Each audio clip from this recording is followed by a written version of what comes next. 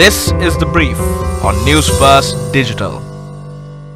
A very good evening and welcome to The Brief at 7 on Newsfirst Digital, Sri Lanka's first ever online news bulletin. I'm Ramesh, Irugalbandara.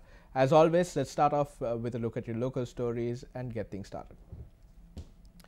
Well, it was revealed that the government of Sri Lanka did not give any authority via documentation to appoint the first board of directors to Mihin Lanka Private Limited.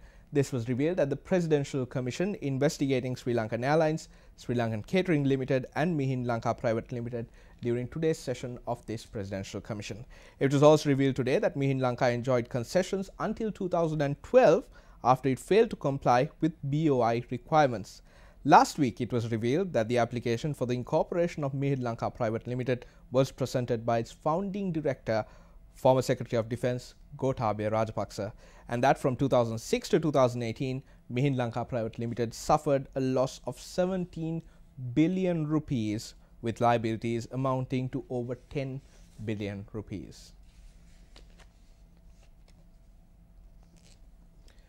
Former Minister Dayasiri Jayasekara appeared before the Criminal Investigations Division this morning. The parliamentarian arrived at the CID at around 10 a.m. and remained at the CID for around 5 hours as he was being questioned. Speaking in News First after providing the statement, Jayasekara noted that he was questioned on allegedly accepting a sum of 1 million rupees from Walt and Rowe, which is linked to Perpetual Treasuries Limited. The parliamentarian noted that he was not asked to reappear before the CID.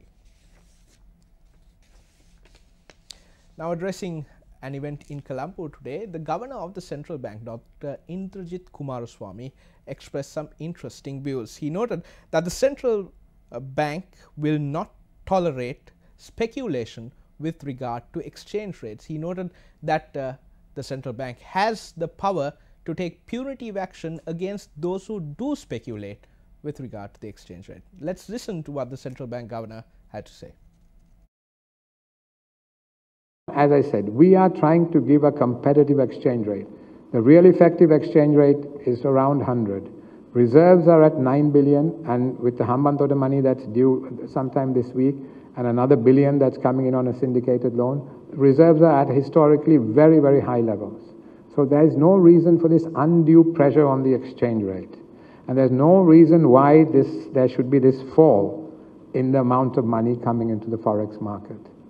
And if anybody is speculating, I must tell you that's not something we will tolerate for any length of time. We have a lot of instruments we can use to restrict banks, to restrict importers, to restrict exporters. If you want to know what those measures are, please look at what my former mentor, Mr. A.S. Jawardena, who passed away recently, did in 2001. Just look and see what he did in 2001 when the currency overshot. Look at the powerful instrument we have to restrict the market.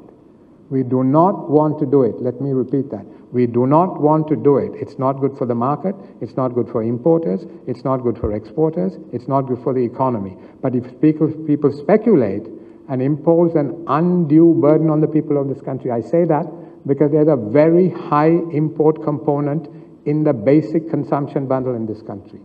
We are not going to allow people to speculate and impose an undue burden on the people of this country. And we will, if necessary, use all the instruments we have to discipline the market. If you are a fan of fish, these few days might be a bit tough on you as fish markets around the country remain closed due to a protest being staged by fishermen who are refraining from setting out to sea, demanding lower prices for kerosene.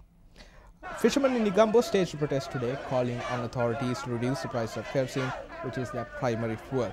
The protesters commenced their march from the St. Sebastian's Church in Negombo and headed to the Telvatta junction along the Colombo-Chilao main road. Our correspondent in the area noted that the protesters blocked the Telvatta junction during the protest. Protesters charged that they have been unfairly treated during the recent fuel price revision. They call on authorities to provide kerosene at 44 rupees a litre.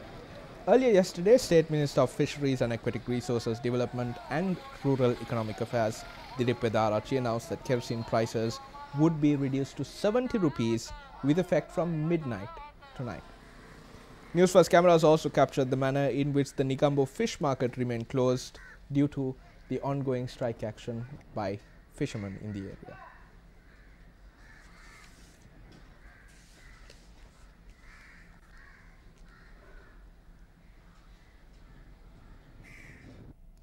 The Disaster Management Centre notes that 142 houses in the Maaspotha and Variapol areas in the Kurunegala Divisional Secretariat were damaged due to gale force winds that swept through the area. Assistant Director of the Disaster Management Centre Pradeep Kodipiri noted that 858 people have been affected due to this incident. The strong winds were reported at about 1 this morning. Our correspondent said over 70 houses were damaged in the Variapola and Maaspotha divisional secretariats. The windy conditions in the area also disrupted the supply of power to Gallagama, Alupothagama and Gonagama. More than 10 houses were damaged by strong winds in Galevela. Medabedda, Dambava, Talkiriagama, Damunumulla and Ihalababava areas in the Galevela divisional secretariat were affected. Our correspondent said power lines in the areas were damaged following the collapse of an earth embankment. Meanwhile, the Sri Lanka Navy took steps to provide relief to those who were displaced following the strong winds that affected Kudalagamua and Bibildenia in Kurunegala on the 9th of this month. On to news overseas now, and the main news dominating the international arena is the scheduled summit between US President Donald Trump and the reclusive leader of North Korea, Kim Jong-un. Well, barricades were seen lining roads around the Capella Hotel on Sentosa Resort Island off Singapore, set to host the historic summit between President Donald Trump and North Korean leader Kim Jong-un. Trump and Kim arrived in the tropical city-state on Sunday.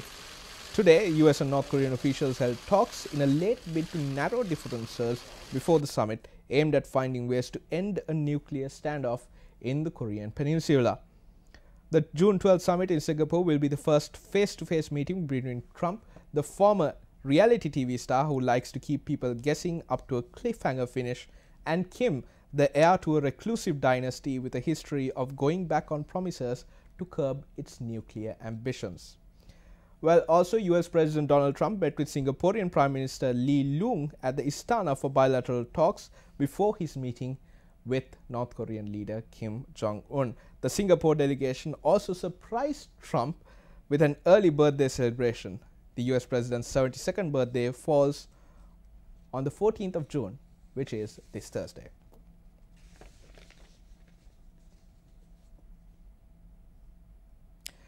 On to more international news. International rescuers joined locals in Guatemala over the weekend to search for scores of missing as the rumbling Fuego volcano spewed out more ash and smoke over surrounding areas.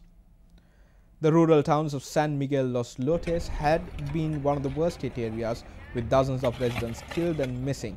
The national death toll has topped 100 and some 190 remain missing. Nearly a week on from the tragedy, local authorities are winding down the search for survivors. But locals are keen to recover the bodies of their fellow residents trapped under the vast quantity of ash that had fallen over the community. International crews from Peru and Mexico have joined in the efforts so family members can help move on from the tragedy. The eruptions have showered volcanic ash over a vast area and spewed deadly, fast-moving pyroclastic flows through the region, and Fuego continues to complicate rescue efforts by intermittently spewing out ash and smoke. In the community of El Socro, dozens were evacuated after lava spilled from the Fuego volcano on Saturday, prompting the Pantaleon River to swell.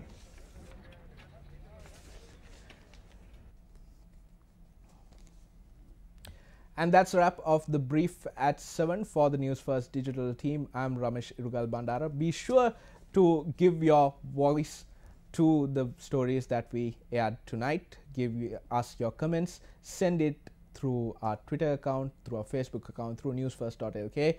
Over the next 15 minutes, I will be reacting to your comments on this Facebook Live as well. I'm Ramesh Irugalbandara for News First Digital. Good night.